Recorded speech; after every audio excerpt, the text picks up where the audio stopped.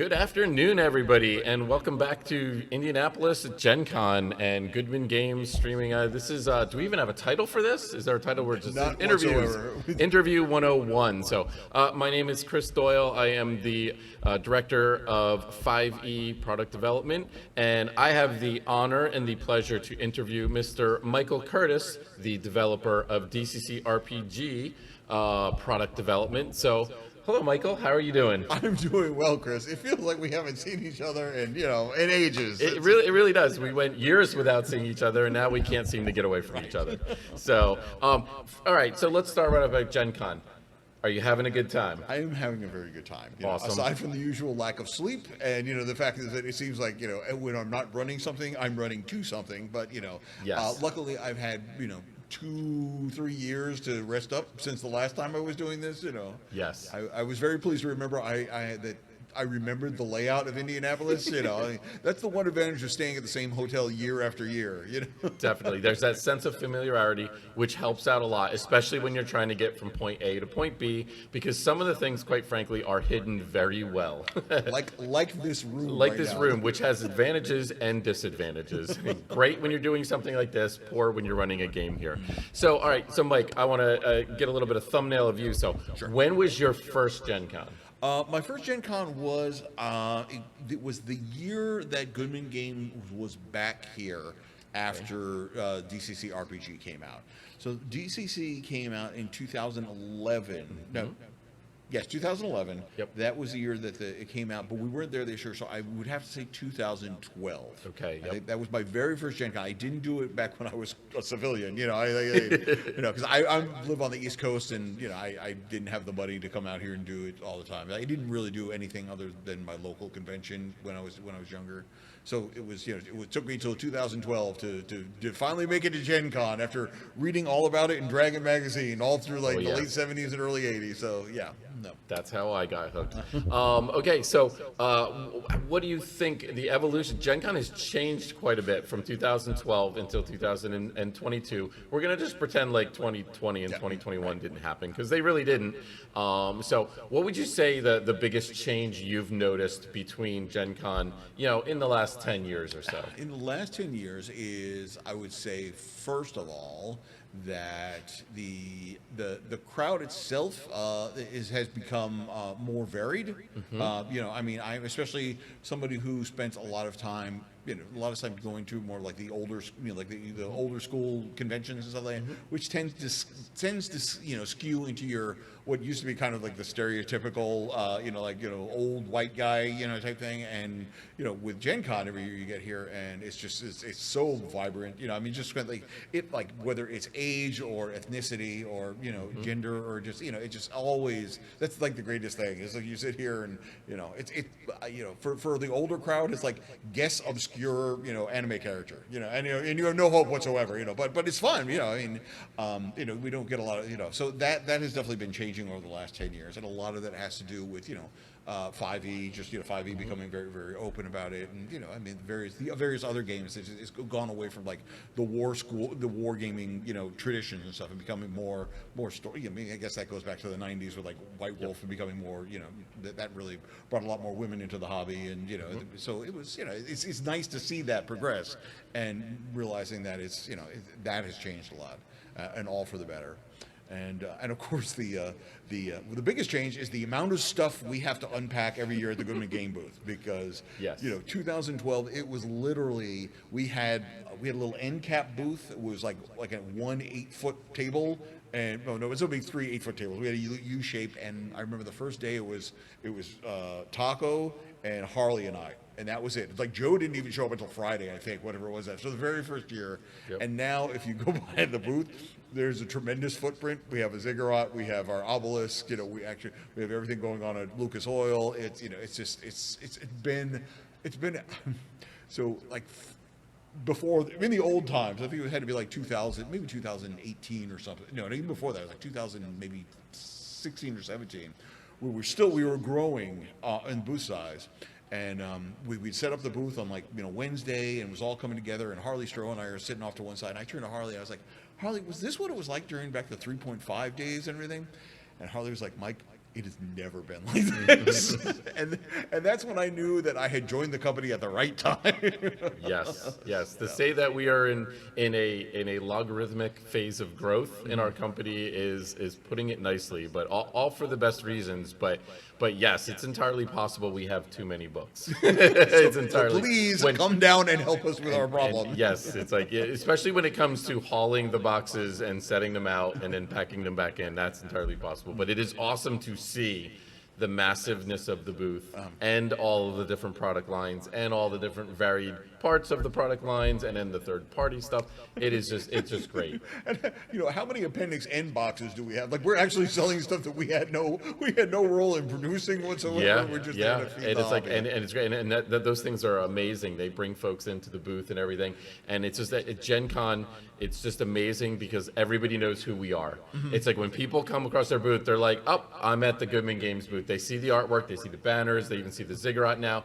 It's like they know where they're at. There are some conventions that we're at that people don't know we're Goodman Games. So, and then we have to, that's part of the spiel that we have to go through. This, not so much. So this is I'm looking for this book, where is it? And then it's like, wow, it could be anywhere in this 50-foot radius of area. So I think Gen Con likes to keep us where we are. We're getting to one of those anchor points. We're a navigational aid at this point. Like, yeah, when you have a ziggurat, that's the thing. It's everybody's like, go to the ziggurat, turn left, three rows down. I've heard people in conversation like, yeah, I'm at the Goodman Games booth. You can find me over here. Yes, exactly. So tell me about some of the things that you are doing. You're running some games this year. So I'm running every day so far. So all 4 days of the convention, 9 to 1. I am down in the meeting rooms in Lucas Oil. I'm running DCC I run DCC Lankmore. I run MCC today, and tomorrow I'm running my Brutal Lands, my homebrew. I just like to have fun with my Iron Age barbaric DCC setting. So so I've been running that at conventions and stuff. So it's excellent. And I hear you had a TPK situation. Unfortunately, that was the case. All right, well, you need to share the story about this because this is a cool story. I want to hear how they TPK'd. So we were playing Mutant Call Classics, and although earlier in the campaign they had defeated basically a giant mutant mantis shrimp thing, meets arthropod, Cthulhu-esque Lovecraftian creature due to advanced weaponry. They were exploring a deep sea installation, and unfortunately they got their butts handed to them by laser firing mussels.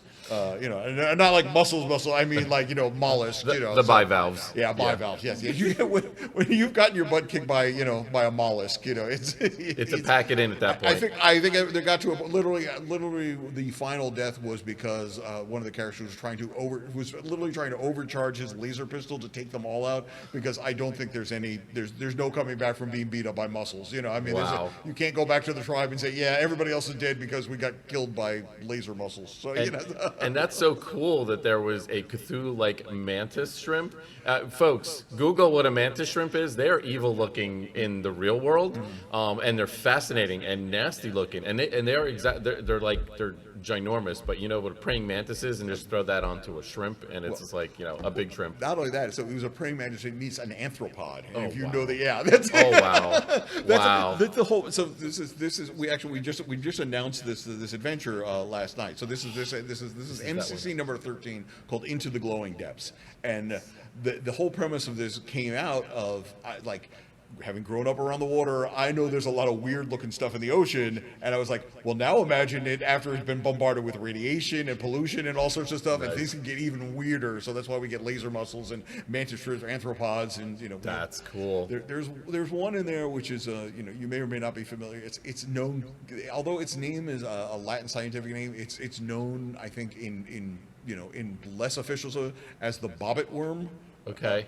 So it's there's one of those in there, and it's very colorful, and it severs appendages. So cool. Wow, that is awesome. So. That is very, very cool. So see, you didn't realize you're getting Planet Earth stuff here, and you're getting MCC all at the same time, and encourage those people, encourage our fans to become better people by looking down into the depths of the abyss and the oceans for their inspiration. So, wow, that's cool. I've been inspired by Sesame Street. Now I'm inspired by the lightless depths of the ocean. Very cool.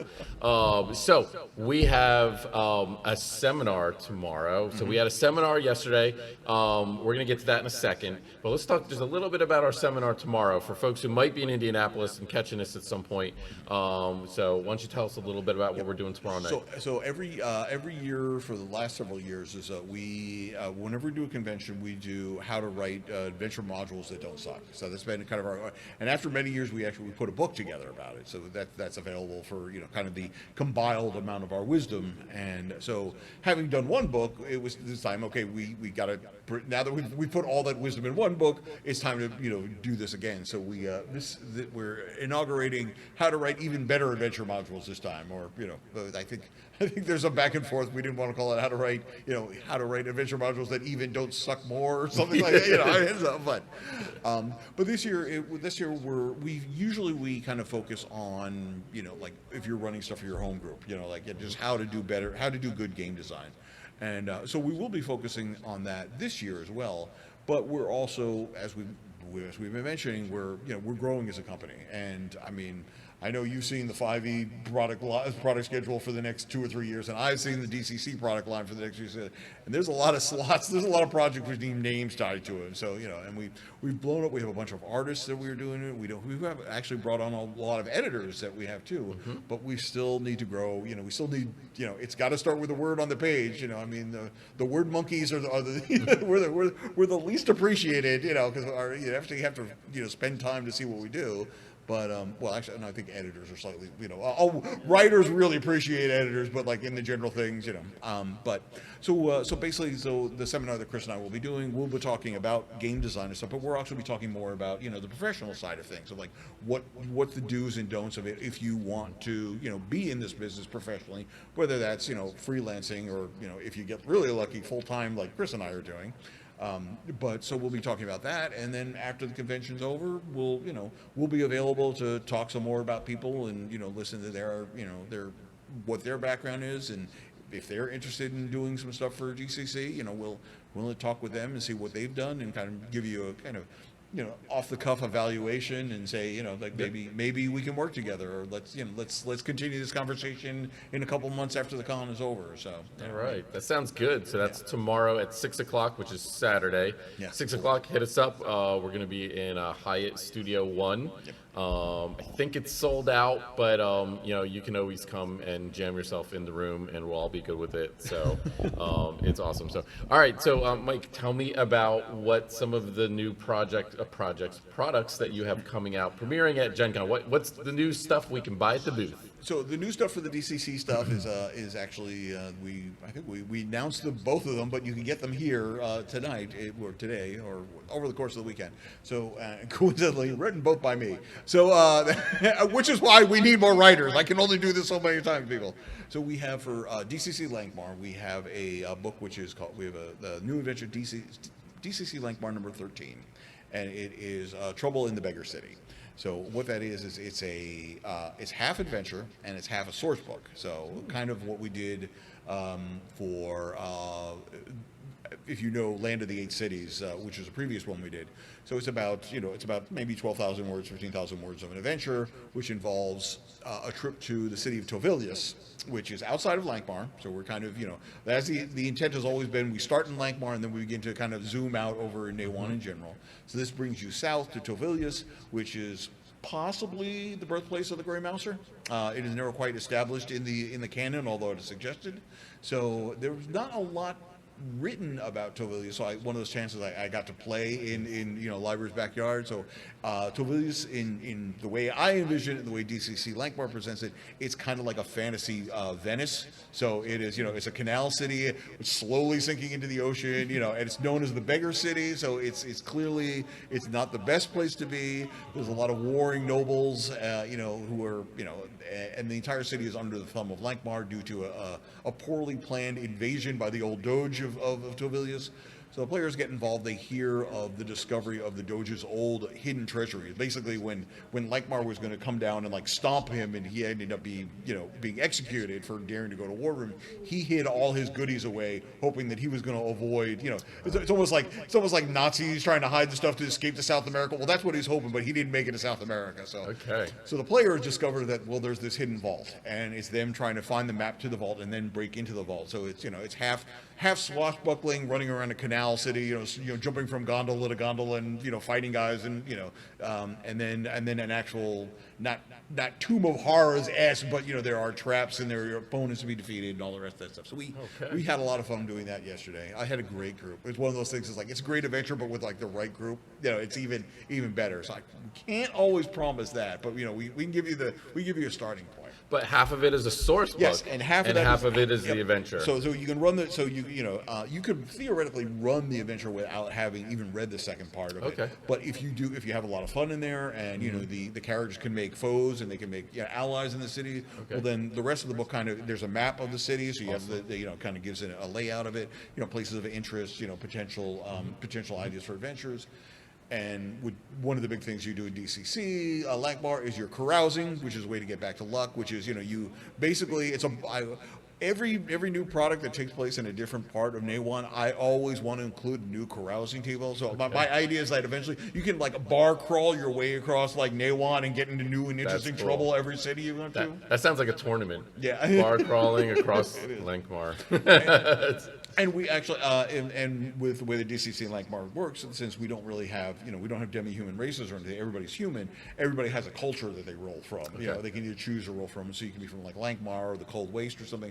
So since Tovilius is theoretically the birthplace of the Grey Mouther, well, it should be potentially the birthplace of the player characters. So you have a table. You can be a character from Tovilius. So we have new benefits and dooms, new kind of perks and disadvantages that you can do. So they're really packing in a lot on that. That sounds really exciting. That sounds really good. And it's one of those things. If you don't play DCC Lankmar, but you play DCC and you just want some interesting city, it's really easy to strip off the serial numbers and boom, you got yourself. The map alone is probably worth it. You always need another good fantasy map of a city, without a doubt. Right. So excellent. So what else we got? And the other one is Into the Glowing Depths. It's MCC number 13, as we talked about a little bit more. So awesome. And that's available at the booth. Yep. We're out for sale at the booth. Cool. In fact, you don't even have to remember the name. If you just go to the booth and say, "Give me the new Lankmar, give me the new MCC," our very qualified booth staff will be able to help you out. We'll hook you up and take your money. So they will give you books, though. They'll give you books, and then you give us money. That's how it works. So it's a great system, and then everybody's happy with it. So, do you have a couple of convention exclusives at Gen Con? A couple of exclusives? Yeah. Well, things that are I hear there's a certain Game Master screen that might have a certain type of artwork on it. Yeah, we since we are sponsors of Gen Con this year, we have a wonderful banner hanging over one of the escalators here, which features some Doug Kovacs artwork. And we've posted it online, but that not only is that an awesome looking banner, it's also an awesome looking judges screen. Yes. So it is amazing. You fold that out, and if you see the banner's like 40 feet, I think, or something like that. It is. And think about that, 40 feet this way, and then that just translates perfectly to a Game Master screen. So that is amazing. Almost like we planned it that way, or something. Almost. You'd almost think we planned it that way. Yes. And now I hear there is also an old 3rd edition adventure that we gave the DCC RPG treatment to. There is, yes. In fact, you almost get two. Well, you don't get two for the price of one, but no matter what your flavor is, yes. We took DCC number 10, Brendan LaSalle, The Sunless Garden. I think it was Brendan's first. Yep. I believe so. Very first adventure. Yep. And we still keep him around. So that's another reason why you should come to the seminar tomorrow night. If you get in good, we tend to keep you around for a while. But yeah, so we actually, you guys started it first, the 5e line. Originally, you kind of spearheaded that. With Crypt of the Devilich was the very first one that we decided, hey, let's do this. And then, we're like, hey, this would probably make a good DCC adventure as well. So we did that. And then, we were kicking around the can probably January or so or whatever. And we're like, we should have a convention exclusive. And we said, hey, we've got all of these 3rd edition adventures, and many of them are beloved by the fans. Many of them written by Harley. Brendan wrote a couple of them. I wrote a few of them. And it's like, why not bring them up to the modern game systems that we're doing now, and then bring them out and have them available at Gen Con. We're saying they're Gen Con exclusive, but whatever's left will be available for sale on the website. But if you're here in Indy, probably want to pick them up. So cool. I'm trying to think if there's anything else that we missed. What are you? And you're running a game tomorrow? Yes. You said? Yep. Okay, and that's going to be. That's my Brutal Land setting. That's the Brutal Land. That's, okay. That's the basically, because if you do this, a part of running the games, there's the promotional aspect of it. So it's always nice to just have a day where you get to do something. I mean, Julian Bernick was on the show before, and he's running a lot of DCC. But tomorrow he's running an AD&D game because it's always nice to break stuff up. So my Brutal Land setting is one of the things. It's just something I do personally, and because I'm the type of guy I reread Beowulf like about every year. So I've always wanted to do something like in that vein. Nice. On the off chance, if I were going to email for Joe, oh, by the way, we got a Conan license. Do I have a game system already plotted out for you? But there you go. But half the time, it's just me being able to play around with various mythology and folklore and so all the monsters are basically drawn from various European folklore. Mm-hmm. Nothing's really made up out of whole cloth. So so there's that. But it's me dragging on bad 80 you can play like a beast. You can play like a Beastmaster class. Oh, nice. I mean, I can't guarantee you get the throwy thing or anything. Yeah, Your ferrets will be any good. But, but there's ferrets though. you could. Well, yeah. I play around. I'm playing around with stuff with basically it's still that kind of resource management. It's because it's not magical. It's not like, oh, I can summon up like a bear or anything. It's like your bear has got stuff he's got to do. He's your buddy, so he may not be available for every adventure. So you kind of have to make I know an elk, I know a raven, and I know a bear. Who's going to come with me? And you have to you're like, all right, the bear is going to come with me. But then if you're halfway through, you know what? If I had that raven right now, we would have been able. Sorry, SOL. Yeah. Oh, that's awesome. I like that. That sounds really, really good. So, great. Well, I think that's all we got for this interview here. So, I think with that, we're gonna thank all the viewers and everything. Hopefully, you guys are enjoying these interviews and this content. And hopefully, if you guys are down in Indy, please come over to the booth. Talk to us, or if you see us in the hallway, and if we've got looking around like we're tired and exhausted, that's just the way it is. But we'll try to have a chit chat with you. Yep. So we'll see you soon, folks. Take care. All right.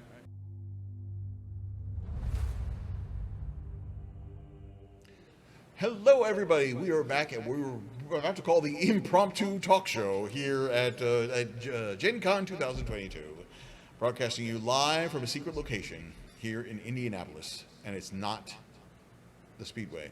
So, all right. So, it's much quieter. So, if you've not been watching, if you're just tuning in, I am Mr. Michael Curtis. I am the director of product development for Dungeon Crawl Classics here at Goodman Games. And joining with me is my compatriot on the other side of the fence. That is Mr. Chris Doyle, director of product development for 5th edition here at Goodman Games. And our ambassador to Roll20, but I'm sure we'll get into that in a little bit. Oh, sure, yes, that'd be great. I would love to talk about that. It's been a big part of my life the last few weeks. Ever since I've been a little boy, I've dreamed of being involved with Roll20. Right? Yes, yes, definitely. Thank you. Yeah. So how is your Gen Con going so far, Chris? Exhausting, but in a great way. Again, obviously, the rest of the world has really not done a lot of these in-person things for the last couple of years. Mm-hmm. And when you do what we kind of do with our work, and we kind of sequester ourselves in small little offices and work all day in front of a computer, and then all of a sudden you're asked to unpack boxes and lug stuff and everything for 3 days straight, you tend to find out that there's parts of your body that hurt that you didn't know you didn't know they existed, and especially when you're not young whippersnappers, and we definitely are not. So yes, it's been exhausting. It's been great seeing everybody. Again, I joined Goodman Games full-time during the pandemic, so this is the first time this is the second time. At Origins, I got to be around part of the family, but this is truly the entire family, the entire Goodman Games family. And again, these are my peeps now. I have gladly kicked to the curb all of my other peeps at my previous job, with the exception of one. So I am excited excited to have a new family and bring the passion and my enjoyment of role-playing games to Goodman Games. So it's been awesome. I was going to say, because like we've been running into each other for a while here at Gen Con every year, but it used to be you were smart because you used to pay your own way and you would come out here and you would have nothing to do with booth setup or anything. You would drop by the booth. Hi guys, how you doing? And I'm off to run something or play something, or I'm going to go buy stuff. And this used to be my vacation. Well, again, actually full circle. So I used to do back in the third edition, 3 days. I did work the booth. When you mentioned in your interview about with Harley and Taco and you being the 3, yep, I was in those days too. Back when we were doing back in the 2004, 2005, 2006, it was very much like that. And then I kind of transitioned away. And then Gen Con then once again became a vacation for me, and a vacation I always looked forward to. It was exhausting, but in a different way. And I have a group of buddies. They're here still, and they're disappointed because they had the one less person paying for their hotel room. So we used to come out, and I used to help out at the booth a little bit. But yeah, I was like, everything that I did was bonus. It was like, oh, I'll come and work for a couple hours, but it was like real easy for me to just be, yep, I'm out of here, and then off and going. Well, weren't you also more? You were really involved in putting together the old DCC tournaments too, back yes. in the day. So that was my intro to Goodman Games when I first I first met Joe in 2003, a month after my son was born. I went to Origins, and there was literally one 8-foot table, Joe sitting behind it, and he had 2 books out, DCC 1 and DCC 2, and these are not DCC RPG. We're still 3.0. 7 years before that happened. We were at 3.0. Not even 3.5. Yeah, not even 3.5. And I looked at the books and I was like, wow, those are cool looking books. They look very familiar, blue maps and all. And I had a resume because I was a freelancer, and it was right after the birth of my son, and I knew I was leaving my career and I was going to be a stay-at-home dad. So I was going to have all sorts of time because being a stay-at-home dad, there's nothing else to do. But anyway, so I was looking to do freelance work. I'd been a freelancer for 2 decades before already. And I just handed out a bunch of resumes, and then after Gen Con, Joe reached out to me and he was like, hey, and I was like, oh, whoa, you want me to write something? He's like, yeah, okay. His exact words were, yeah, you can write something for me, but what I really want to talk to you about is all of this experience with the RPGA that you have and running tournaments. And he's like, I want to run tournaments for my games. I don't know how to do it. And he's like, do you know how to run tournaments? And I was like, do I know how to run tournaments? And I'm like, I did. I had years of experience of marshalling out at Gen Con when TSR owned Gen Con. Back in Milwaukee, I used to help marshal out the hundreds of gamers per slot, we used to call it. You guys call it flights. For some of their Grandmasters we tournaments. Call it flights. You guys call it flights? No, we call it flights. Yes, that's right. You're backing. That's right. We call it flights. Right. I still call it slots. Okay. So that's a me problem. So I used to do all that. So I brought that knowledge with me, and we created Crypt of the Devil Lich for 2004, which was back in Indianapolis. That was the second year that Gen Con was in Indianapolis. And we ran that tournament, and then we started off, and I ran the tournament for 2 years, and I turned that over because I started doing more writing. A thing called Castle White Rock came along. So that kind of occupied my time, and then that was it. The tournament went off for 4 or 5 years, I think. I think we even did a 4E tournament once, and then I drifted away from not the industry. I still freelanced a bit, and then I'm back freelancing again, and then 2020 I joined Goodman Games full time. Right. So now, because of all this, I'm going to put you on the spot. But so, sure. All right. So obviously, with the DCC RPG, we've had tournaments now for the last, maybe about the last 4 or 5 years. We kind of made it back and everything like that. Now that you're a director of project development for 5e, do you think that maybe we might be seeing a 5e tournament? We've already done one. Okay. We did one last year. We actually had a 5e exclusive convention. a year ago, May, Dungeon Con Online, and we had a tournament. It was not heavily attended, sadly, but we had a full 2-round tournament, and then we are actually going to be publishing that next year, and I can't say anything else about it. But early next year, you'll be able to get your guys' hands on a 5e 2-round tournament. And if there's the thing is, DCC has a very, very tightly knit community of fans and players. 5e is all over the place, all over the world. Probably in Antarctica, there's probably D&D group, 5e D&D groups probably. The Penguins are probably playing it. The armadillos. Yeah, the armadillos in South Texas are playing it, in South America.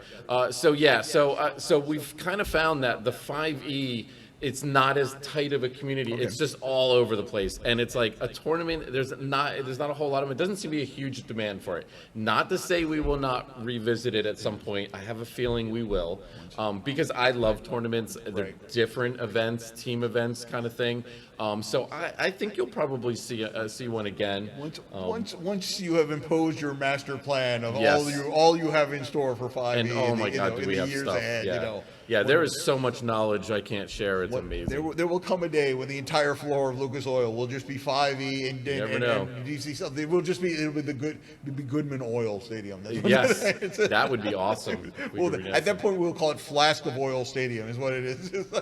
That's perfect. I like that. We should call it that. Flask of Oil Stadium. I'm the idea guy. Just go with something. Yes. Somebody write that down. Harley is the real idea guy. That's true. So I come up with a witty thing, like Janella-verse. Which is stuck. So speaking of Janella-verse, we have just wrapped up. Everything seems like because we're always like the next thing is coming on.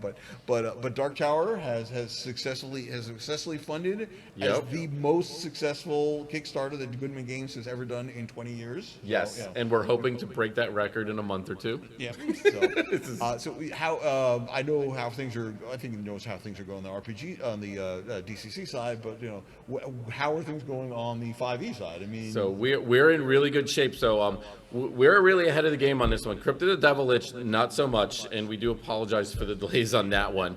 But for Dark Tower, we were pretty much done with, I would say we were 95% done with the writing and the editing when we launched. Or should I say when the Kickstarter wrapped, because I think we were still working out a couple things, only because we kept hitting stretch goals and we kept adding more stuff on. And we were adding and adding and adding. I was literally, during the Kickstarter, I was sending stuff off to the editorial team to push things through editorial. So we are done on the 5e side of the house.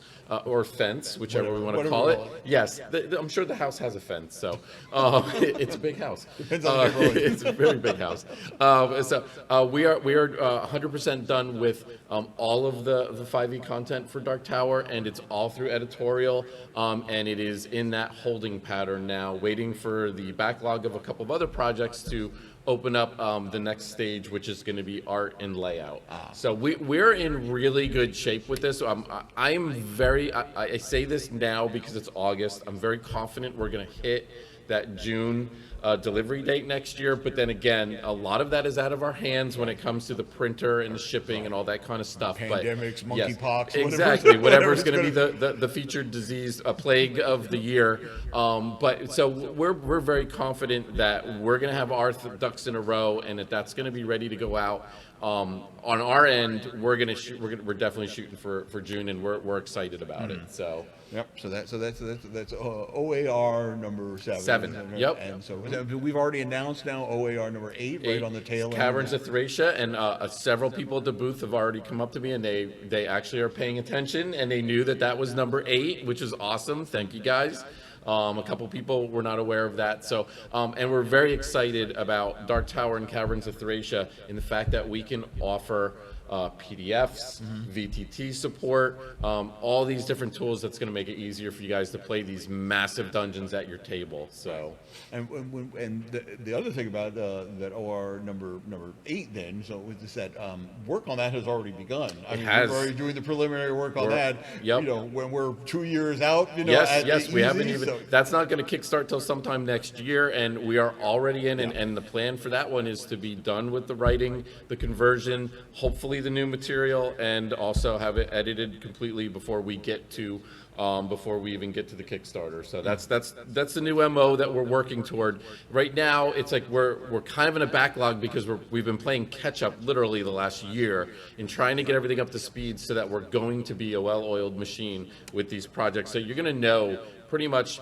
Goodman Games is going to be crowdfunding this many times a year. This is the approximate times we're going to do it, and it's going to be, this one's going to kickstart, this one's delivering, and then we're just going to have a couple in the queue, basically like an assembly line. Yeah, yeah. With hopefully with not the assembly line sort of product, there'll still be with handcrafted quality. Yes, and that's the thing. That's what takes so long on these. And you guys have seen these books. These books are amazing. We go the extra step to do that, and that's caused a wrinkle too, because I'm sure you guys are aware there's been shortages of paper.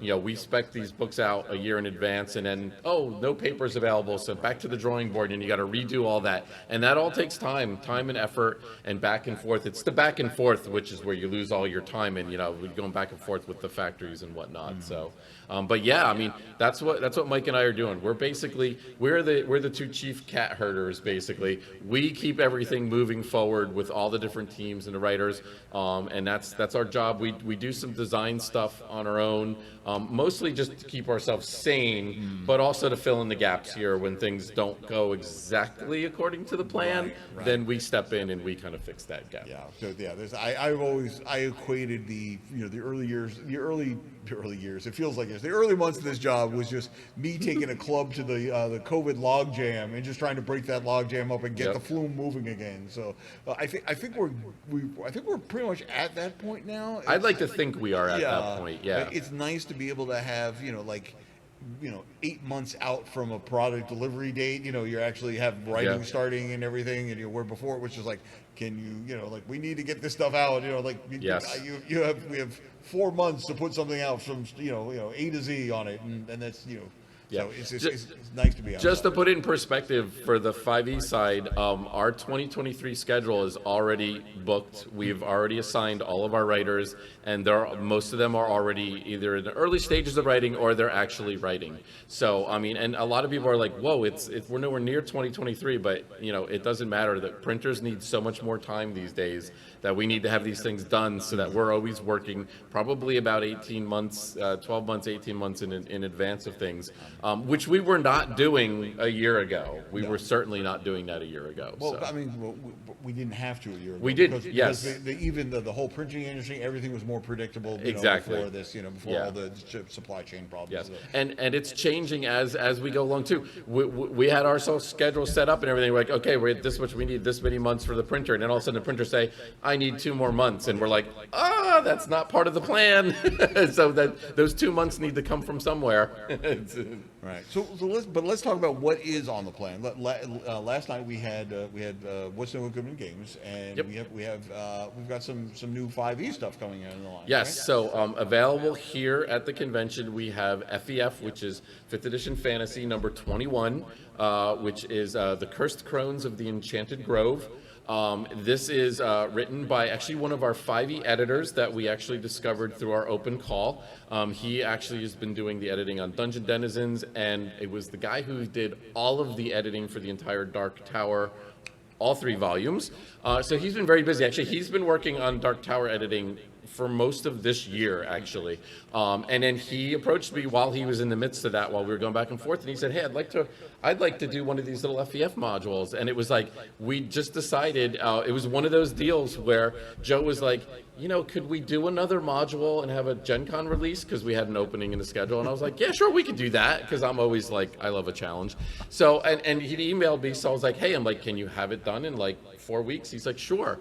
So he put together, it's a great adventure. If you're looking for a perfect introductory 5e adventure for a bunch of people who have not played before, maybe a little bit of experience, definitely great for kids, set in kind of an enchanted forest. It's a little bit, I won't say thinky, but there are a lot of opportunities to work your way around the conflict. Now, you could go in swinging swords if you want. Probably not a great idea. Probably a great idea to work your way around. But I actually ran the adventure at a local 4-H convention during the playtesting part of it, because yes, folks, we playtest our modules, we do, we had a blast. I had almost all new players, and I had one player who had played a couple of sessions but was mostly new. They had a blast. In a 2-hour session, we just about got through the entire module, which was great. And they had so much fun. They got a little bit of combat. We had one person killed, which in 5e, that's an accomplishment because it's hard to kill characters. So it was great. And it's definitely going to be one of those go-to modules when somebody says, hey, I want something for new players, or I want to see what your line is all about. It's going to be one of the go-to ones that I recommend to folks. I have some friends who've heard about this D&D thing, and they want to see what it's about, you know. So, yes. But we only have like 2.5 hours to do something, or, you know. So, exactly, yes. So we have that, that's our brand new release, and thankfully that made it on Wednesday. It was close, but it did make it on Wednesday. And our other is our convention exclusive. We already talked about it a little bit on the DCC side, but we took one of our 3rd edition adventures, DCC number 10 by Brendan LaSalle. I think a lot of folks know who Brendan is. Uncle Brendan, who I like to refer to him as. So we converted that to 5th edition, and we converted it to DCC RPG. Found one of my writers who was familiar with the original module, had run it several times, and knows 5e, and he also knew DCC RPG, so he actually did both of the conversions, knocked it out of the park, and we have that as a convention exclusive in the dealer's room right now. This is it's what we call an old school. It is a dungeon crawl, but it's got a little bit of a twist on it. A meteor crashes, and a treant gets corrupted by the radiation. It probably would make a good MCC module with a little bit of messing with. We should think about that, come to think of it now. There was probably some MCC kind of underpings there that before MCC was a thing. Right. But yeah, we should think about that. And then basically the evil treant now has his twisted sunless garden with mutated shambling mounds and fungus and stuff like that. And there's your traditional bugbears and stuff as very too. It's definitely one of the beloved 3rd edition modules, and we're gonna roll a couple of these out and see if folks like them, and if folks are very receptive to them, you know, we have 50 odd of these that we can tap into. 65, you know, at least. Yes, you know. Yes. I forget how the numbers go. Yeah, well, some are 4th edition, yeah. So I believe which we can pull from as well. That we certainly can. The story beats. But yeah, I think the 3rd edition ones went to 52 and a half, I think, or something 52. Like, yeah, and then the 4th editions were 53 to 65. 65, yeah. Okay, and then 66 was when. Yeah, 66. Well, yeah. So 66.5 is the first one. Yeah. Okay. Yes, is the first DCC RPG. I know, folks, it's a little bit confusing, but if you come to the booth, we can explain it to you all exactly. Perfectly. Frankly, you won't care. It's just, you know, yeah. give me something fun to run. Exactly. So. But there was also a new release announced last night for the 5th edition fantasy line by another. Actually, Brendan LaSalle was also involved in that. Yes. So Brendan, we had an adventure from Brendan that was written. I think it was 2010. I think it was in those awkward 4th edition years where Brendan's like, I'm not writing that. Insert your own colorful metaphor. So he actually wrote a 1st edition module. And I think there was a thought at one point, this is before DCC RPG was the thing, that maybe Goodman Games was going to start publishing 1st edition material, but then it went to DCC RPG, all the energy went to that for a couple of years with playtesting, and this module really was kind of forgotten, this document, and then when I took over a couple of years ago on the 5e side, Joe was like, you know, hey, I've got this old module old adventure that Brendan wrote, and he's like, I think it would make a good 5e adventure, and he sent it to me, and I read it over. I said, yeah, this would be perfect. So we sat, and I said, yeah, at some point convert that. So we did. I actually did the conversion on that. It was more of it just worked out that I had the time, and all my other people were too busy, and I was like going down the list, and I'm like, wow, they're all booked, and I'm like, okay, I guess I'll do it. So I did it, and the cover art is amazing. It's got a dragon turtle on it, which is featured in the adventure. So it's great. It's got an aquatic theme to it. You're kind of stranded on an island. The dragon turtle has something to do with that stranding. And then you basically have a dungeon to explore, and then there's this really cool. Let me put it this way, and I'm not going to spoil it, but there is, mostly because I can't pronounce the god, but there is, if you're a huge fan of DCC RPG, there is a hidden shrine to a certain god down there that I think was in the core rule book, the core DCC rule book, and we kept it in there. Would you say he's kind of a wardy deity, maybe? No, not that one. Okay. It's the three-headed one. Okay. The baboon, carp, and kangaroo. I'm trying to think what it is. It's a kangaroo, a carp, and something else. And I cannot pronounce its name. It begins with a T. But anyway, there is kind of a nice little homage to DCC RPG in there. If you can figure out how to get to that little, I'll call it a sub-dungeon. So it's a little subplot from the main plot and everything. So, but that adventure, again, if you guys are fans of Brendan's material, I think you could easily convert that to DCC RPG. So very excited to have that. And when I saw the cover art, David, who's our 5e cover art guy, knocked it out of the park. Absolutely knocked it out of the park with that. So one of my favorites. I will be honest with you, one of my favorite covers of the FEF line. So yeah, that's and if you did not tune in yesterday for the What's New in Goodman Games, we we displayed the cover on that, so you can check it out and see what Chris is talking about. That is FEF number 22, Caverns of the Sea Strangers, and that will be coming later this year. Okay, all right. So, all right, I think, well, I mean, I can say we can always talk about Dungeon Denizens, but I feel like we've done nothing but talk about Dungeon Denizens. We have talked about it a lot. Do you want to just briefly remind what people what Dungeon Denizens is? You know? Yes, so for a couple of years now, literally, this is kind of our pandemic baby, I guess I would say. This was a product that that we could only do with Mike and myself on full time, because you would be insane to take this on and not have full-time folks doing something like this. But we have a massive monster book called Dungeon Denizens coming out for both DCC RPG and 5e. 500 monsters in this book. It's going to be massive. Several hundred of them are converted from our old 3rd edition and 4th edition adventures, and some of the 5th edition adventures, we've moved those over.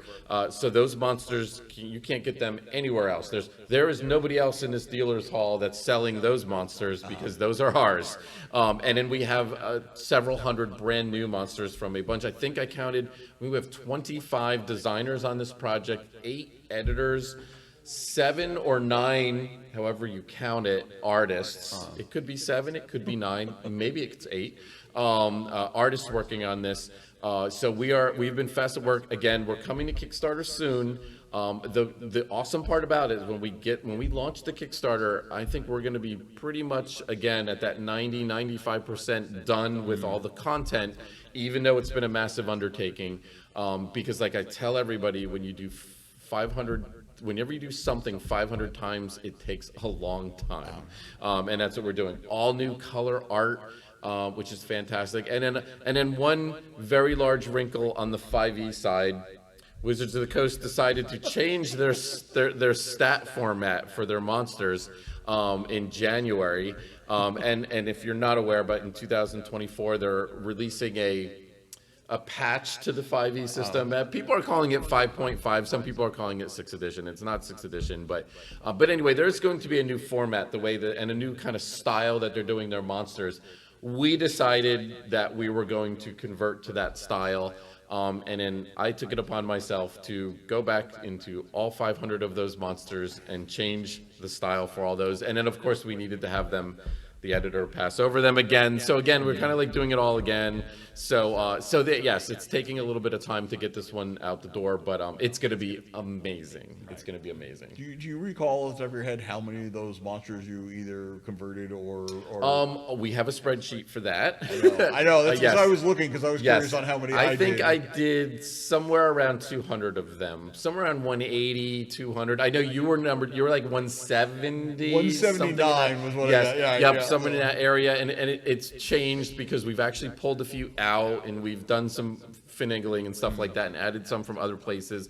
So that number is kind of around. Yes, it's somewhere in that general ballpark. So basically, between the two of us, we wrote pretty much half the book, or 2/3 of the book, and then about everybody that. else. Yep. And then we used our open call, our 5e open call, in 2021.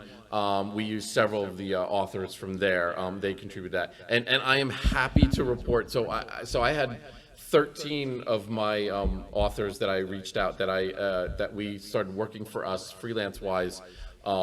From our open call in 2021, 3 of them have since landed full-time jobs in the RPG industry. So I feel like, hey, I did a good job picking them because they got full-time jobs. Now, sadly, they can't work for us Not with anymore. us. Yeah, not with us, with other companies. So I'm very proud about that. But that does mean I have 3 less writers now. So, but it's all good. We've got plenty to keep everybody busy. All of our writers are hungry. They're amazing. They all bring a different perspective, and they all almost all of them have that old school background to them. So, if you like the DCC RPG vibe and feel, that's kind of what we're doing on the 5e side. And we've just kind of carved that little niche of the market, and I think we do very well with it. I think so too. Yeah.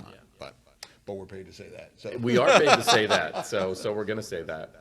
All right. Well, speaking of being paid to say anything, you have anything else to wrap up about Gen Con 2022? I think I think I'm good. Yeah. I think we'll save some of it for our seminar tomorrow. And at the booth, if you guys are in Indy and you're watching this right now, please come to the booth, talk to us, see us, flag us down if you see us in the hallway, say hi.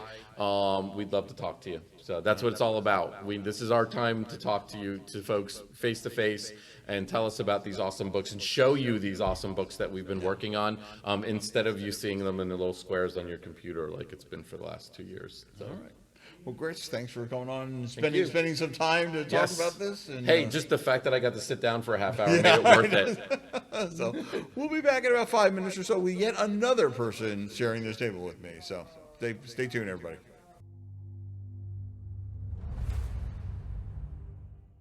Hello, everybody, and welcome back to the Improv Talk Show here at Gen Con 2022. And here we are broadcasting from our secret location here in Indianapolis.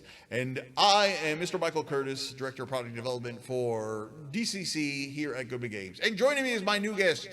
New guest? Who are you? And why are you here? Who am I? Hi, this is Jeff Seifert.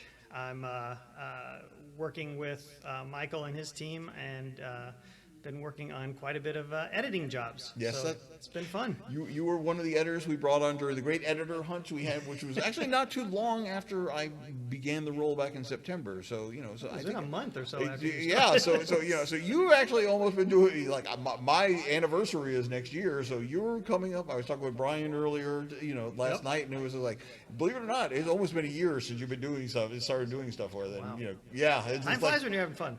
Yeah, well, good. I'm glad because you've been very helpful the last almost year. So so tell us a little bit about your gaming background, and obviously you didn't you came back to this I know how you got involved in this end of things, but who were you before you did the editing test and was like, hey, this guy seems to know what he's talking, and you got an email from him? Yeah, I've been gaming since I was 6-ish, 7-ish with D&D. Started like many of us back in the 70s. And been through just every iteration of pretty much D&D, and picked up DCC in 2014. Okay. All right. And been playing ever since. So, all right. yeah. That's probably why you're so good on the editing, because you've been doing this almost as long as DCC, the role-playing game, has been around. So and I've been doing a lot of editing over the years for friends and stuff in the gaming industry that I met over the years, and just kind of morphed into this. So. Mm-hmm. So yeah.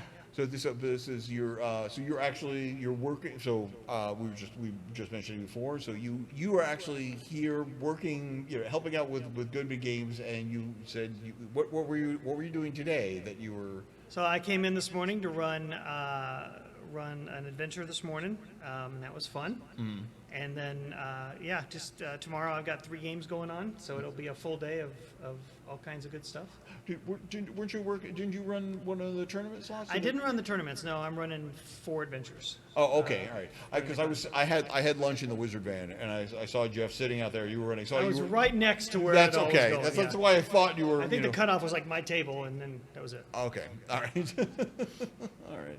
So this is not your first Gen Con? This is the first time back for a lot of us. But, first time back in a lot of years. I think the last Gen Con was 2012, 2013, so it's been a while. But a couple of Gary Cons between now and then, and this year. But at least the Gen Con was here in Indy. It wasn't, you know, it wasn't still in Milwaukee at that And, point. and actually, the first one I ever went to was in Milwaukee. Okay. All right. Yeah, so yeah, it was quite a long time ago. that was the 90s. Yeah, it was a long time ago. Yeah, until they outgrew, till Gen Con. I say we. Yeah, until Gen Con outgrew. You just get assimilated by Gen Con after you've been here. That's right. What day is it? I don't know. It's like. Matt and I were talking like, I think it's Friday, but it feels like Saturday maybe. I don't know. Yeah. I mean, I flew in on Monday, and the following morning we got started on the booth, so I've lost all sense of what time it is. So I'm just following whatever the schedule tells me. The schedule tells me I am here in the headquarters talking with Jeff right now. And by schedule, we mean Elena. So that's good.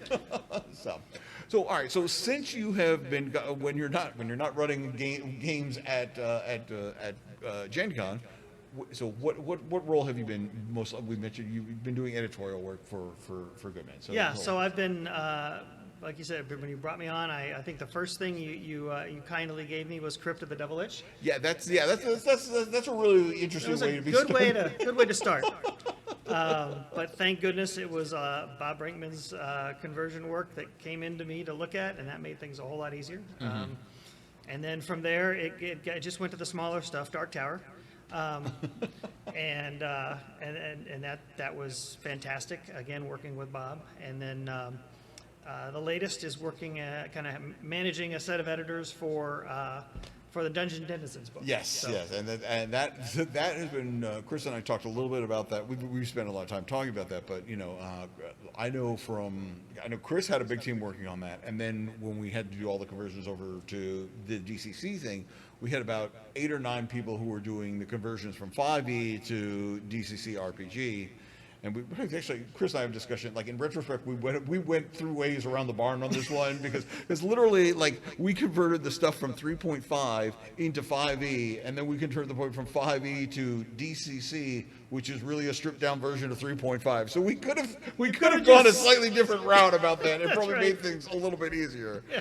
But so we've learned. So you know, so if we ever have to do this again, but yeah, so obviously we had 8 or 9 teams who were converting on that, and there was no, and as I'm sure you learned, conversion is not a science; is a very much an art form. It's extremely an art form. So you get 8 or 9 artists in there and tell them to do something, and it's not going to look the same. So you know, even after you give them like, okay, these are the rules to follow, and this is how you do things, which is one of the reasons I also asked you to be involved in this is because you had already kind of worked on that, doing the conversion stuff with you and Bob, and had some understanding of like, okay, this is how we should kind of take 3.5, 5e stuff and make it into a DCC format. So and we kind of put together a working, living, breathing kind of style guide as we went through. And one that refuses to be pinned down is what it is. Every time I think it's it's already something else is going. But on. It's close. It's close. It's been close for like a year now. It's been good. Like you said, 8 or 9 writers and then 4 different editors editing that, and then bringing it into me, and then I'm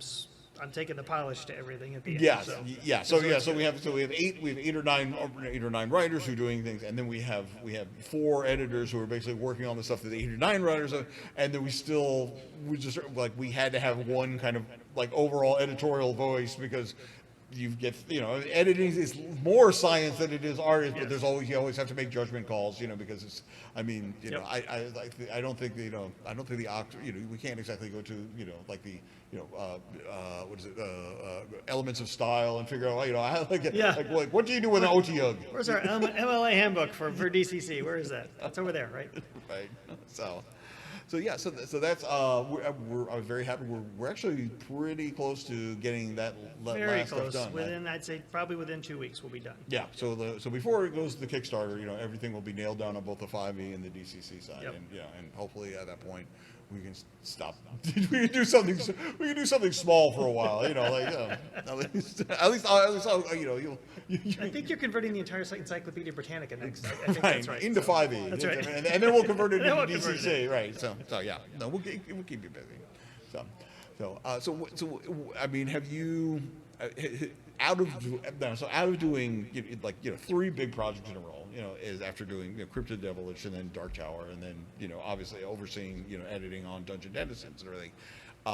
Is there any thing that you have learned from the process? Aside from your life you made poor life decisions or anything, or I think it's interesting, right? You get these multiple series of documents, and you really have to figure out how do you wrangle those, because one small change in one, you have to go back and re-look at all the other stuff, right? So you've got to come out with a way to do that in your own head. So that's been fun. I mean, it's been fun to kind of logistically organize that for myself and run through it. And I'll tell you, the best part of it is just working with such a good team of folks. I mean, between the conversion writer with Bob, and he's just been absolutely fantastic, and working with Brian and Dieter and Tim all the and- team, Tim and the folks there. I think it's been just wonderful. Yeah. Top-notch folks, really fun to work with, great guys to just talk to. I can't complain at all. So. Yeah, it's the one thing I'm always happy about with the Goodman Games crowd. Not only the fans, but the people I work. I have often said that like this is the only job I've ever had where I like all my coworkers. I mean, which is a rarity in anything, no matter what you do for a living. For sure. But yeah, the team, I would say, is probably the best part of it for me. It really is. I mean, I love the editing piece, and it's a lot of fun. It's actually a mental break for me from my other jobs. Do you mind? Do I ask you what you do when you're not doing this? Yeah, so I work with. I'm a biomedical engineer by training, so Okay. I work with Cook Advanced Technologies now, and I spent 20 plus years in Medtronic's biologics group previously, and so we live in Bloomington. It's only an hour south of here, and then I've got a consulting business on the side too. Okay, So. all right. So and no downtime apparently And, anymore. and 2 kids and a dog and a wife and other people I have to take care of too. So it's all good. All right. So once this is over, I'll give you like a nice 10,000 word module to do, sometime. I think Julian's writing one he mentioned about right now. Yeah. So we'll make things easier, but but I've seen the product line for 2023, and there's what we might be missing in absolute size will make up in much smaller In volume. projects. I mean, it's there. It's just Yeah. spread out over it's spread out over a larger. Which is exciting, right? It's exciting to see the product line grow and people really latch onto it. It's been awesome to see the whole company grow over the years, and so Yeah, just even from the outside, coming in. So it's good.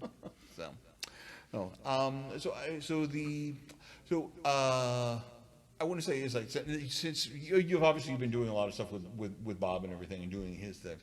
Have you picked up kind of like any? Because one of the things that Chris and I often go back for, Chris deals with like the 5e stuff, and obviously I deal with the DCC stuff, and it's two very distinct crowds. I mean, there is some overlap over that and everything, but a lot of things that we was very interesting from my side of things when I was dealing with the conversion of it is that 5th edition is very structured. I mean, has very Correct. specific language. Uses very sort of the way you do stuff. Where DCC is a little more, very much more loosey goosey. It's here. Okay, it feels about right. Yeah, Exactly. That's right. Now, how much of a challenge do you think that is? I mean, obviously a lot of that falls into the person who has to make the conversion decisions, but then ultimately you have to make a look at this and say, Yeah. do you ever worry things can get too structured for, say, DCC, or is that like a concern? That's a little bit of a concern, I would say, but we're trying to keep especially for things that are compilations, they try to keep the wording consistent at least as much as you can among creatures and things like that. But I think overall, it's much easier to convert for DCC than 5e. Okay. Because you don't have challenge ratings. You're not figuring out, okay, if this is a party at 3rd levels, how many creatures do I have to add up to get to that challenge rating? For DCC, you don't worry about it. You're like, is it a +2 modifier or a +4? I don't care. It doesn't matter. They're gonna, somebody's gonna spell burn and blow up the room anyway. So you don't worry about that kind of stuff as much. To me, it's more about the structure of the encounter, whether it's the environment and kind of what's going on. And then making the creatures interesting, right? And giving them a cool ability or a cool description.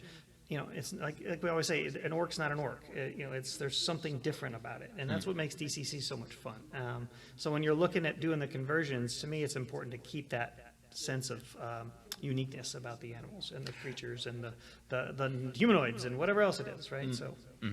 And that was a little bit of a struggle with doing the conversion stuff from 5e to it, because there's where DCC is very much there is the monster, is a very specific thing, where a lot of with the 5th edition, which is coming more out of now almost 50 years of kind of ingrained, D&D has its own ecology, it has its own expectations and everything like that, where you have various tribes of monsters, and you have 8 different kinds of dragons, and 8 is just obviously there's a lot more over the years, but that one breathes fire, this one breathes toxic gas, or DCC is like that one has like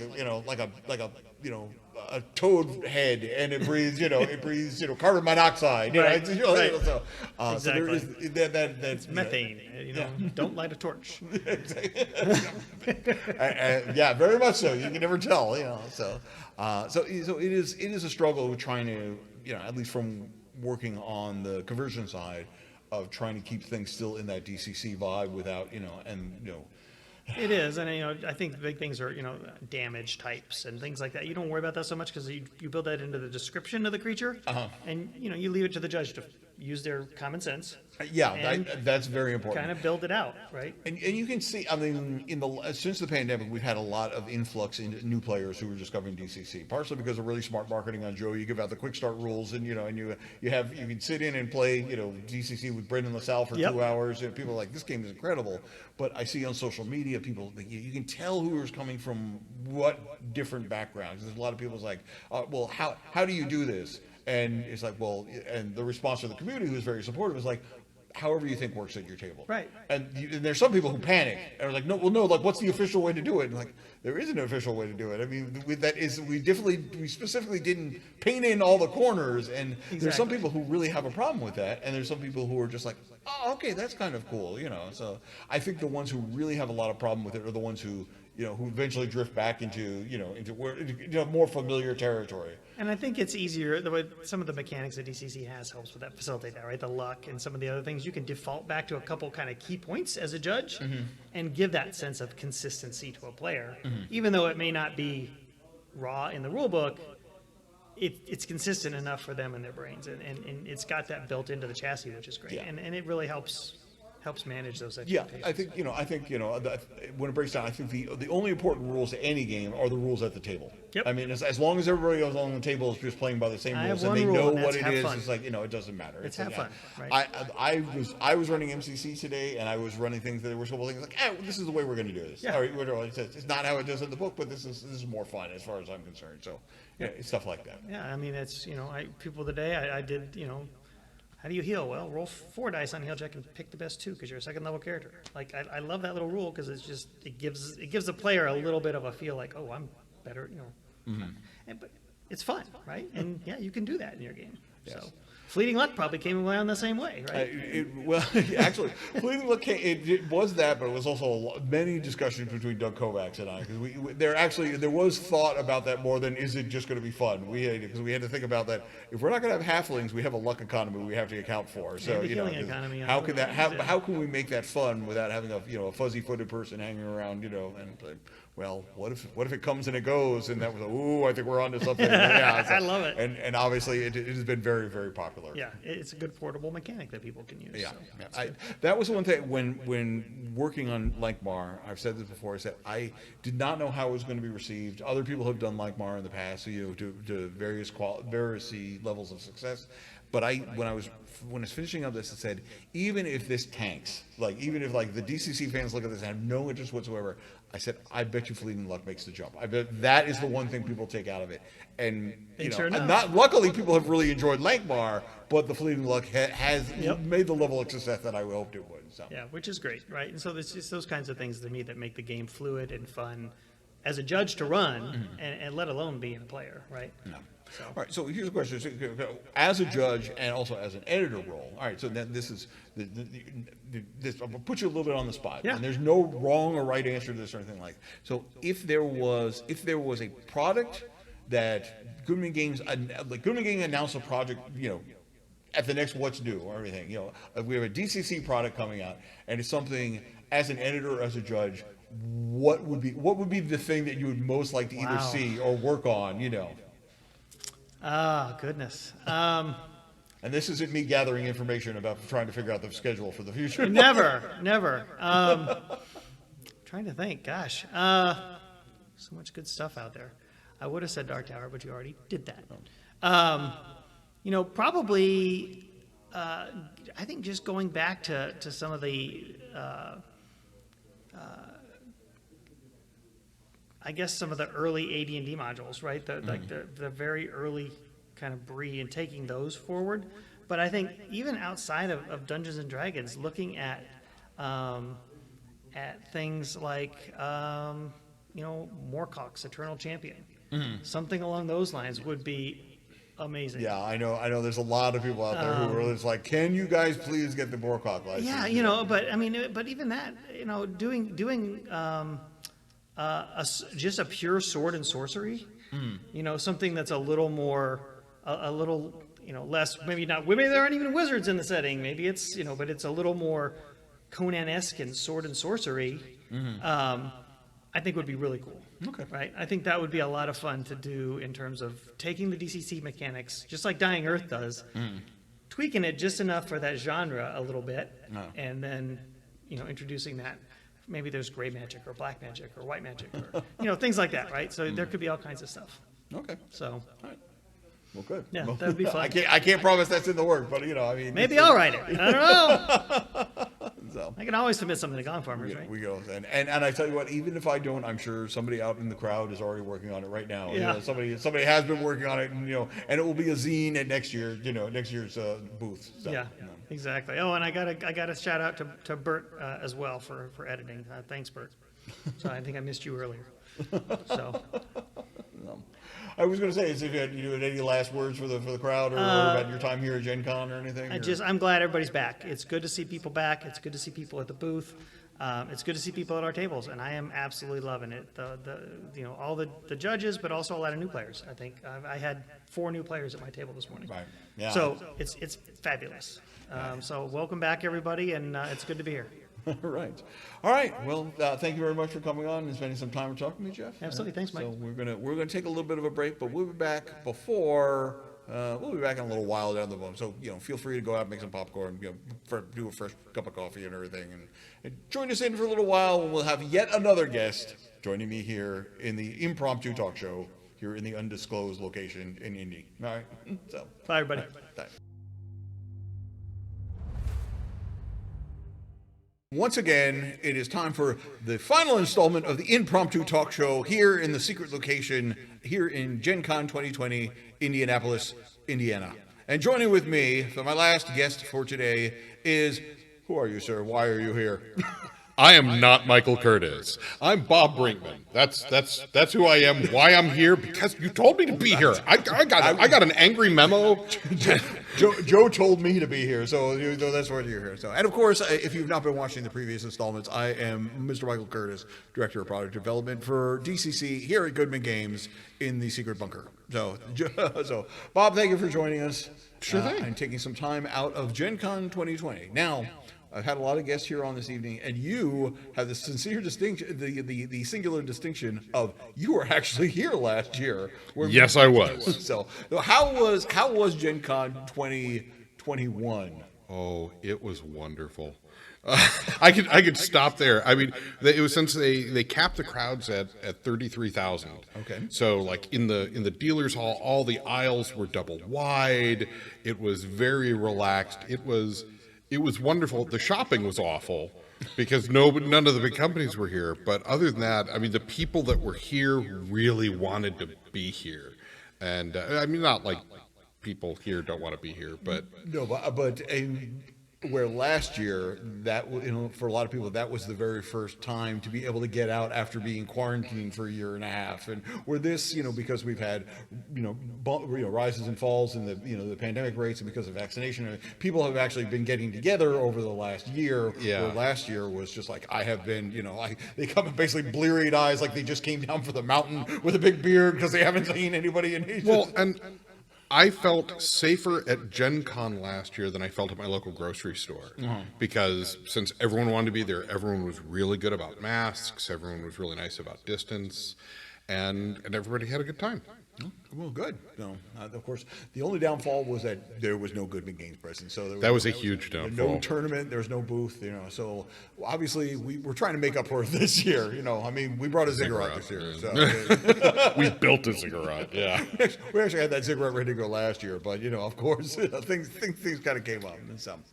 So speaking of ziggurats and booths and everything, most of my guests who have been on have been doing stuff. They've been working the booth. They've been running the tournament games. They've just been running DCC. Like kind of what I've been doing. But you, although you have done a lot of work for Goodman Games, you are actually not here in that role officially.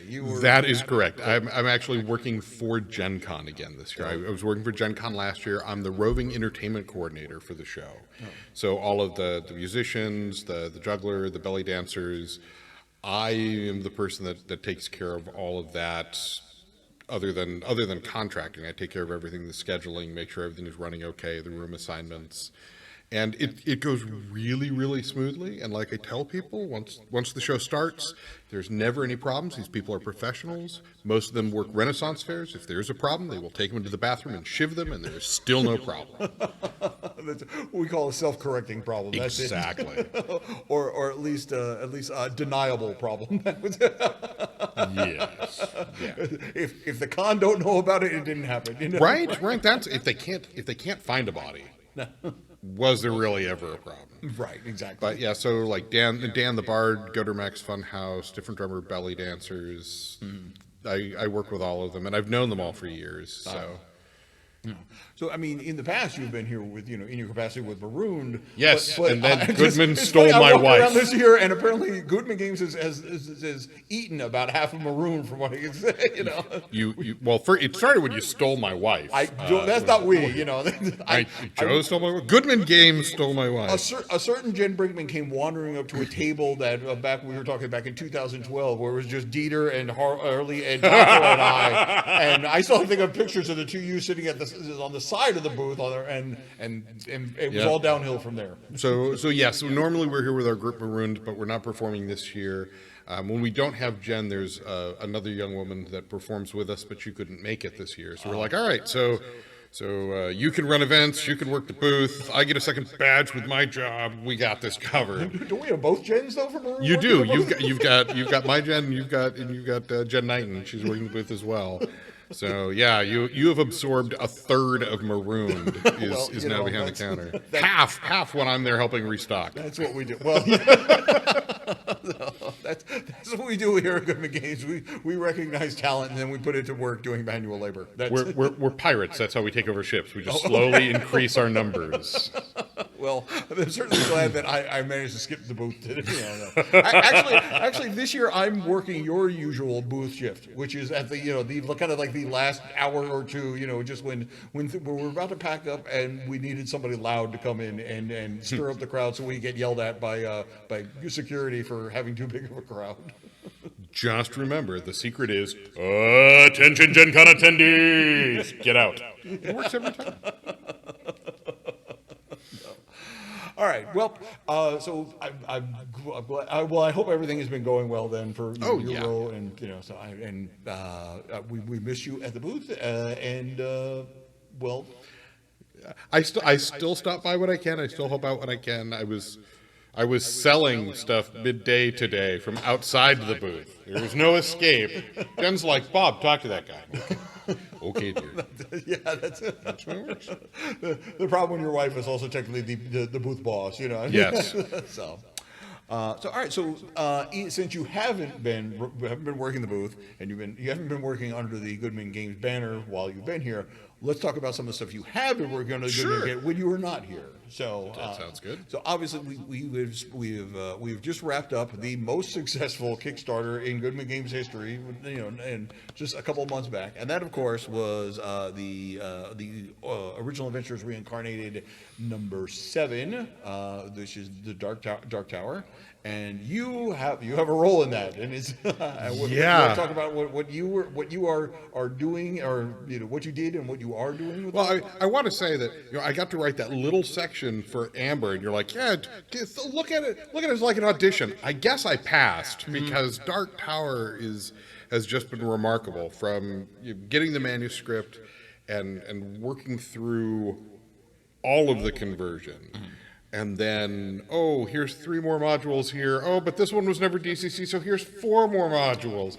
It's like, every time I think I'm done, there's more Dark Tower content, but it's been so great. And the adventure, I was familiar with the adventure, but I'd never run it or played it back in the day. We didn't get Judges Guild stuff. And I've just been stunned. The playtests have been great fun because the adventure's so great and everything's so different.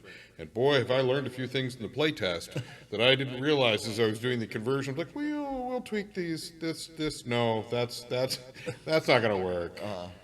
But we have had a TPK by rats, so that was nice. Oh, okay. Word to the wise: in D&D, giant rats not a big deal, right? But in DCC, giant rats. They can take out a 3rd level party. That's the one thing that you can count on in DCC and all we had a TPK in my MCC game from mussels, and not mussels like the mollusks. We had mollusks, and they were like this size mollusks, but they they took out the entire party. So size doesn't matter in DCC. So. Well, it's been so thrilling. I mean, the stuff that Janelle put down, it doesn't just hold up well; it holds up amazingly well. It's pioneering, and so just being allowed to touch that sandbox was really cool to begin with. But then there's the fact that I'm going to be finishing up a Dark Tower adventure that's going to go PDF to the backers and print later, but I get to write something in that world, and we've got the dice that were announced for it, and I got to play with that, and it's such a unique opportunity, and I'm so fortunate just to be the guy that was in the chair at the time. I trust me, I know what that feeling is like. There's been that's when you've been in this industry long enough, because if you're lucky, one of those opportunities come by. If you listen real closely, you can still hear 10-year-old me squeeing with joy. It's unreal to be a part of. You might not be able to overhear about the 10-year-old me screaming about me doing DCC Lankbar. And not only doing it, but apparently doing it well. So Well, but we're not here to talk about that. No. And the fact that there is, if you read through the original Dark Tower, I mean there's a bunch of material there, but in great kind of old school fashion, there's also plenty of things to add more stuff on. There's plenty to take to extrapolate on the stuff that is there, and fill in the corners and stuff that isn't. So. Well, I mean, 100 named NPCs, at least in the DCC version.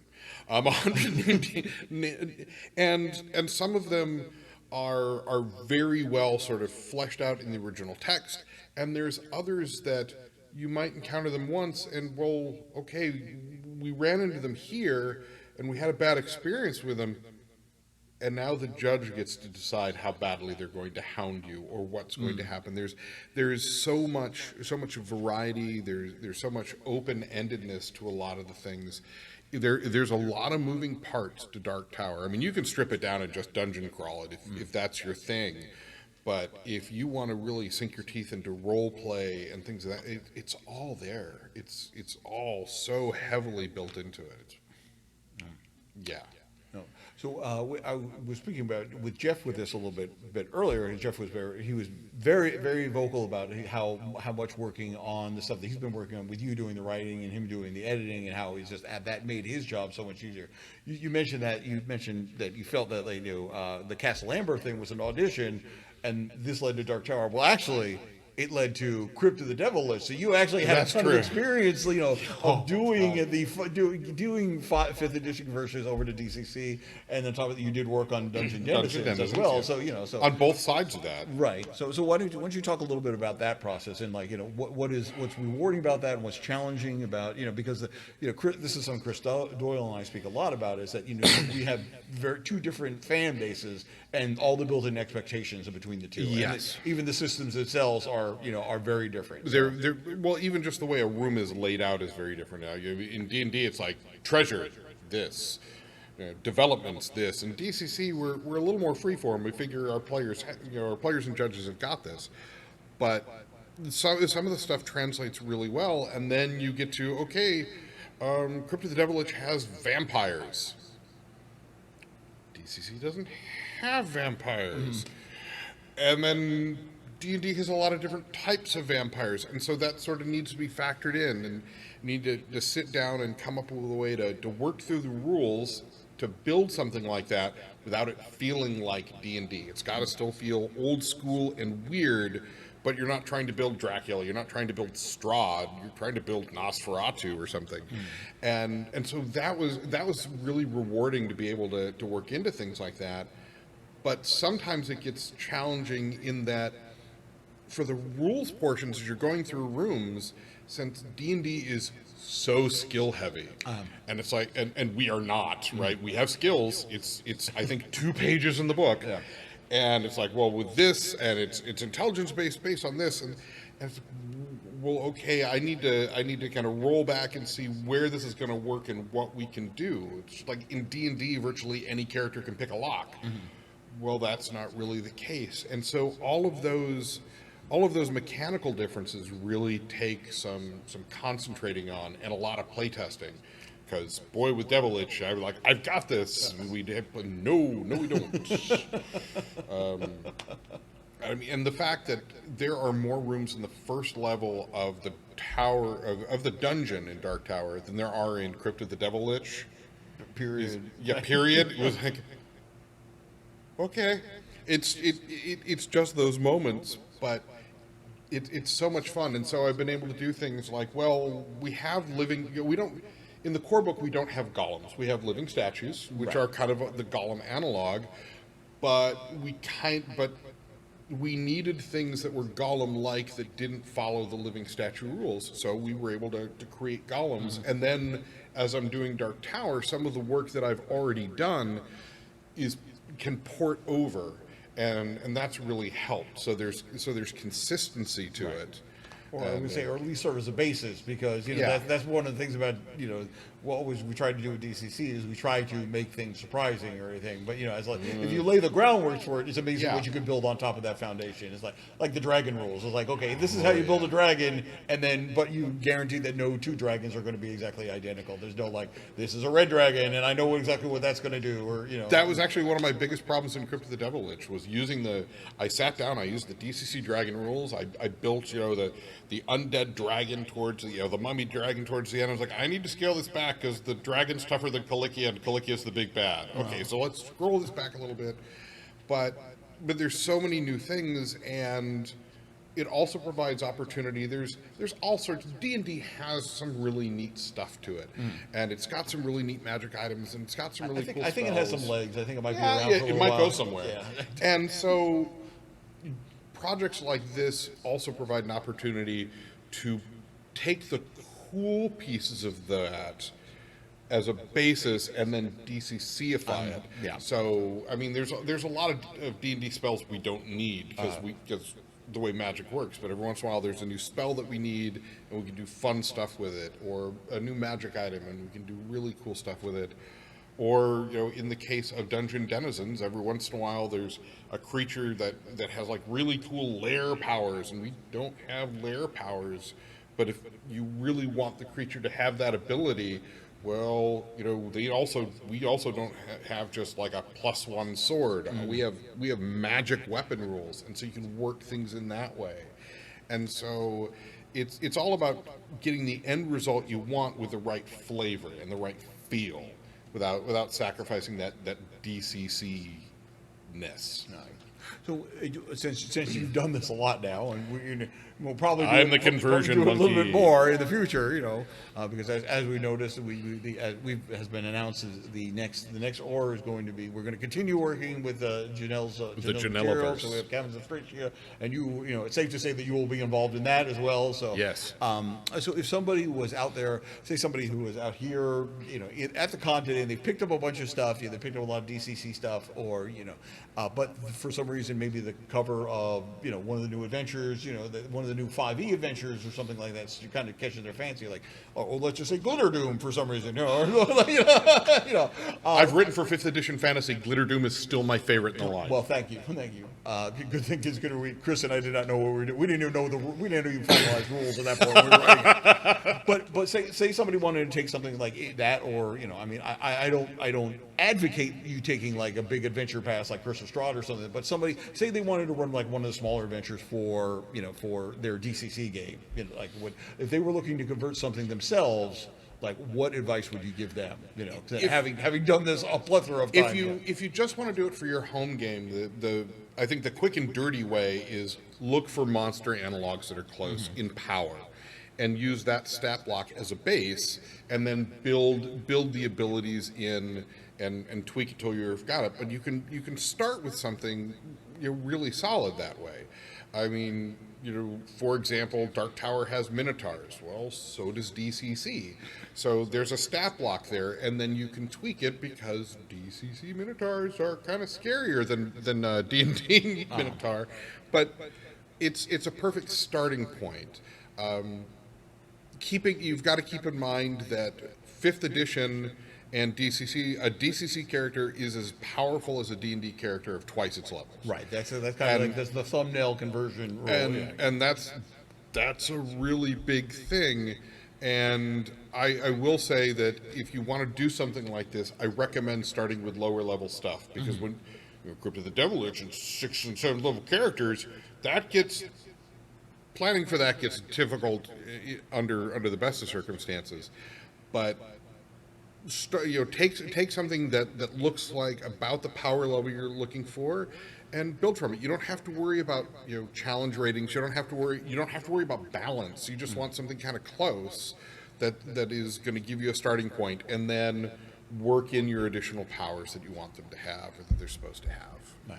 Well, you mentioned one of the things one of the challenges that you ran into. I mean, I think at this point anybody who's been following DCC kind of knows that thumbnail of divide the level of the 5th edition adventure in half, and that's about where it should go. And to look for the analog, like if there's kobolds in there, just grab the kobolds out of the book and throw them in or something like that. But you mentioned there's some things which might not be so obvious to people, and they may not realize it, like the idea of skill checks or something like that. Do you have anything about like the less mechanical things you might want to keep in mind when you're kind of approaching that? Well, actually, with skill checks, what it finally boiled down to, and it took a little bit for it to click with me, because I was so used to, we don't really use skill checks in DCC because we don't have set skills. It's just sort of trained or untrained.